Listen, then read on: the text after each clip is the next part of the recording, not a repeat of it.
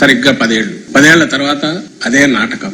ఏమంటే నాటకంలో తేడా, ఆ రోజు బహుశా కొత్త పెళ్లి కాబట్టి ఊపు మీద ఉన్నట్టున్నారు.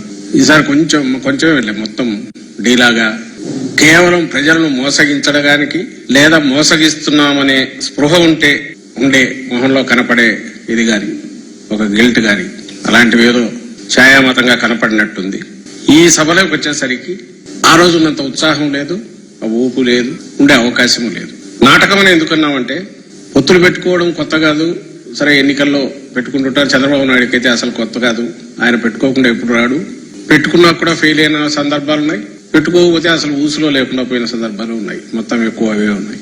కానీ ఊతకర్రల సాయంతో ఏడో అధికారంలోకి రావడము, వాళ్లను మార్చుకుంటూ ప్రతిసారి ఊతకర్రలు మార్చుకోవడము, ఇది ఆయనకు అలవాటు. ఈ వీడియో కానీ మీకు నచ్చినట్లయితే లైక్, కామెంట్, షేర్ చేయండి. మరిన్ని అప్డేట్స్ కోసం సబ్స్క్రైబ్ చేయండి.